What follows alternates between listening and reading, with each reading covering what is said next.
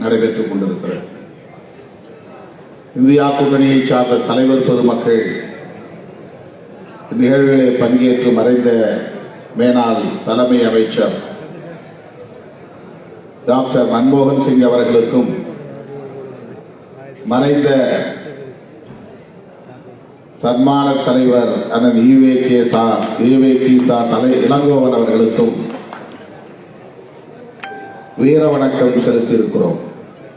அவர்களை நினைவு கூர்ந்து அவர்களின் பங்களிப்பை போற்றியிருக்கிறோம். அண்ணன் இளங்கோவன் அவர்கள் தமிழகத்தில் காங்கிரஸ் பேரியக்கம் வலுவடைவதற்கு, வளர்ச்சி பெறுவதற்கு எந்த அளவுக்கு பங்களிப்பு செலுத்தியிருக்கிறார் என்பதை எனக்கு முன்னர் பேசிய அனைவரும் சுட்டிக்காட்டினார்கள். உள்ளொன்று வைத்து புறமொன்று பேச தெரியாதவர், மனதில் பட்டதை பளிச்சென்று சொல்லக்கூடியவர். எத்தனையோ முறை செய்தியாளர்கள் சந்திப்பிலே என்னை விமர்சித்திருக்கிறார். அதே வேளையில் அதைவிட அதிகமான முறையில் தொலைபேசியிலே தொடர்பு கொண்டு என்னை வாழ்த்தி இருக்கிறார், ஊக்கப்படுத்தி இருக்கிறார். பெரியாருக்கு பிறகு நான் உங்கள் மீது பெரும் நம்பிக்கை வைத்திருக்கிறேன் என்று பலமுறை என்னை அவர் பாராட்டியதை நான் இந்த நேரத்தில் எண்ணி பார்க்கிறேன். அவர் காலமாவதற்கு ஒரு சில வாரங்களுக்கு முன்பு கூட மருத்துவமனையிலே அனுமதிக்கப்படுவதற்கு முன்பு கூட தொலைபேசியிலே என்னை தொடர்பு கொண்டு மனம் திறந்து வெகுவாக என்னை பாராட்டி பேசினார். உங்களுடைய அணுகுமுறைகள் உங்களுக்கு உரிய இடத்தை பெற்று தரும் என்று, நீங்கள் இன்னும் உயர்ந்த இடத்திற்கு செல்ல வேண்டும், தமிழ்நாட்டில் அனைவருக்குமான தலைவராக தலைநிமிர வேண்டும். நான் ஈழத்தமிழர்களின் பிரச்சனைக்காக பல்வேறு போராட்ட களங்களில் நின்ற நேரம், அப்போது காங்கிரஸ் தரப்பிலே என்னை கூட்டணியில் இருந்து வெளியேற்ற வேண்டும் என்று சட்டமன்றத்திலே கூட குரல் எழுப்பியது. திருமாவளவனை திமுக கூட்டணியில் வைத்திருக்க கூடாது என்று பேசிய நேரம், ஆனால் ஈவே.கி.சா. இளங்கோவன் அவர்களும் கூட திருமாவளவன் இந்த கூட்டணியில் இருக்கக்கூடாது என்று பேசினார்.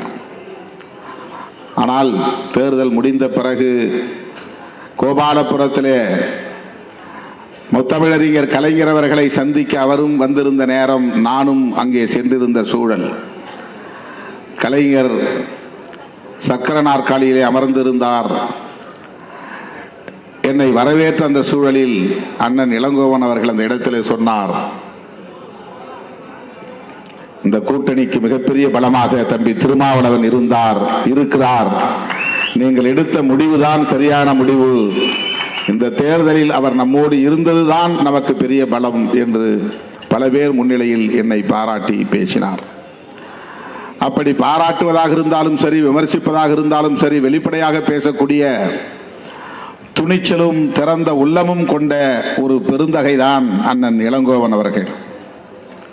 அவர் இன்று நம்மிடையே இல்லை என்பது மிகப்பெரிய இழப்பு. அது காங்கிரஸ் கட்சிக்கு மட்டும் நேர்ந்த இழப்பு அல்ல, தமிழக அரசியலுக்கு நேர்ந்த இழப்பாகவே நான் பார்க்கிறேன். அண்ணன் அவர்களுக்கு இந்த நேரத்தில் நான் விடுதலை சிறுத்தைகள் கட்சியின் சார்பில் எனது செம்மாந்த வீர வணக்கத்தை செலுத்துகிறேன். மன்மோகன் சிங் அவர்கள் காலமானார் என்ற தகவல் அறிந்ததும் கேரளாவில் நான் வேறொரு நிகழ்ச்சியிலே பங்கேற்பதற்காக சென்றிருந்த சூழலில் உடனடியாக புதுதில்லிக்கு சென்று அவருடைய இல்லத்திற்கு சென்று அவருடைய திருவுடலுக்கு விடுதலை சிறுத்தைகள் கட்சியின் சார்பிலே மலர் வளையம் வைத்து வீர வணக்கம் செலுத்தினேன். எதிர்க்கட்சிகளும் பாராட்டக்கூடிய அளவுக்கு பண்புகள் நிறைந்தவர், மாண்புகள் நிறைந்தவர் டாக்டர் மன்மோகன் சிங் அவர்கள். அந்த அளவுக்கு முதிர்ச்சியான பக்குவமான ஒரு தலைவர், பதற்றப்படாதவர், விமர்சனங்களை சகித்துக் கொள்ளக்கூடிய அளவுக்கான ஆளுமை மிக்கவர். எவ்வளவு கடுமையான விமர்சனங்கள் வந்தாலும் அதற்கு பதற்றப்பட்டு எதிர்வினையாற்றக்கூடிய சராசரி நபராக அவர் இருந்ததில்லை. மிகவும் வியப்புக்குரிய ஒரு ஆளுமை. இந்திய அரசியல் அவரை இழந்திருக்கிறது. அந்த இழப்பு ஈடு செய்ய முடியாத இழப்பு. அவருடைய 10 ஆண்டு கால ஆட்சியில்தான் இந்திய தேசம் பல கோணங்களில் வளர்ச்சி பெற்றது, வலுப்பெற்றது. பொருளாதார தளத்தில் மட்டுமல்ல. தகவல் பெறும் உரிமை சட்டம் இந்திய ஜனநாயகத்தை தழைக்க வைத்தது. இந்திய ஜனநாயகம் தழைப்பதற்கான மிக முக்கிய சட்டம் அது. அனைவருக்குமான அந்த கல்வி உரிமை, கட்டாய கல்வி உரிமை சட்டம், அது மன்மோகன் சிங் அவர்களின் ஆட்சி காலத்தில் உருவானது. இந்த 100 நாள் வேலை திட்டம், தேசிய ஊரக வேலைவாய்ப்பு திட்டம்,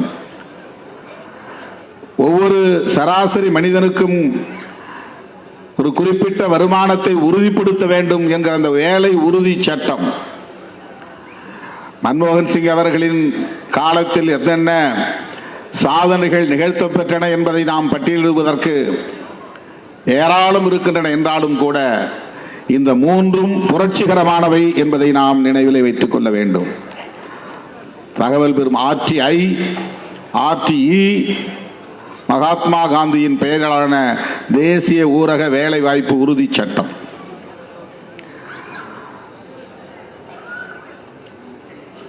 உலகமயமாதல், தாராளமயமாதல், தனியார்மயமாதல் என்கிற புதிய பொருளாதார கொள்கை உலகம் முழுவதும் விரவி பரவிய காலத்தில் அதற்கு கடுமையான எதிர்ப்பு இருந்த சூழலிலும் கூட அதனையும் இங்கே எல்லோரும் ஏற்றுக்கொள்ளக்கூடிய வகையிலே நடைமுறைப்படுத்தி சாதித்து காட்டியவர் டாக்டர் மன்மோகன் சிங் அவர்கள். சொல்லப்போனால் புதிய பொருளாதார கொள்கையை மிக கடுமையாக எதிர்க்கக்கூடிய இடதுசாரிகள் வெளியிலிருந்து ஆதரவு தந்து மன்மோகன் சிங் அவர்களின் கரத்தை வலுப்படுத்தினார்கள் என்பதை வரலாறு நமக்கு உணர்த்துகிறது. காங்கிரஸ் கட்சியோடு கடுமையான முரண்பாடு கொண்டிருந்த கால சூழலிலும் கூட CPI, CPM ஆகிய இடதுசாரி கட்சிகள் காங்கிரஸ் கட்சியின் ஆட்சி நிர்வாகத்திற்கு ஆதரவு நல்கினார்கள் என்றால் அது மன்மோகன் சிங் அவர்களின் தலைமையிலான ஆட்சி காலம்தான். அந்த சிறப்பு உண்டு.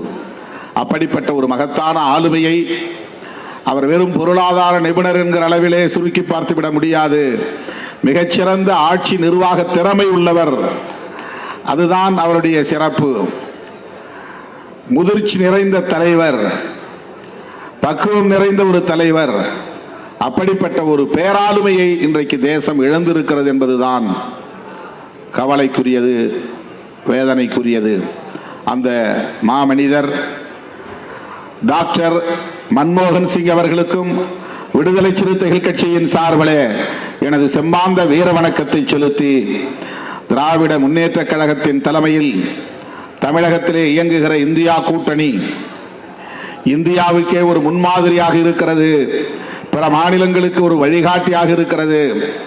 அவ்வாறு இயங்குவதற்கு தமிழகத்தில் விடுதலை சிறுத்தைகள் கட்சி, காங்கிரஸ் உள்ளிட்ட பல்வேறு இயக்கங்கள் ஒருங்கிணைந்து தொடர்ந்து நாம் இயங்கி வருகிறோம். அதற்கு நம்முடைய சோனியா காந்தி அம்மையார், இளம் தலைவர் ராகுல் காந்தி ஆகியோரின் ஆதரவு பெருமளவில் இருக்கிறது. ராகுல் காந்தி அவர்கள் வளர்ந்து வருகிற தலைவர் என்பதை விட நன்கு வளர்ச்சி பெற்ற ஒரு முதிர்ச்சியான தலைவராக இன்றைக்கு மிளிர்கிறார். முற்போக்கு சிந்தனை உள்ள ஒரு தலைவராக இருக்கிறார். இடதுசாரி பார்வையுள்ள ஒரு தலைவராக இருக்கிறார். புதுமைகளை உள்வாங்கிக் கொள்ளக்கூடிய வலிமை மிக்க ஒரு தலைவராகவும் விளங்குகிறார். தேசிய அளவில் ராகுல் காந்தியின் கரத்தையும் வலுப்படுத்த வேண்டிய தேவை இருக்கிறது என்பதை உணர்கிறோம். அந்த வகையிலே நாம் தமிழ்நாட்டில் மட்டுமல்ல, இந்திய அளவிலே இந்தியா கூட்டணியை வலிமைப்படுத்துவதற்கு ஒருங்கிணைந்து செயல்பட வேண்டிய தேவை இருக்கிறது என்பதை இந்த நிகழ்விலே நான் மீண்டும் ஒருமுறை சுட்டிக்காட்டி அழுத்தமாக பதிவு செய்து இந்த வாய்ப்புக்கு நன்றி கூறி முடிக்கிறேன். நன்றி, வணக்கம்.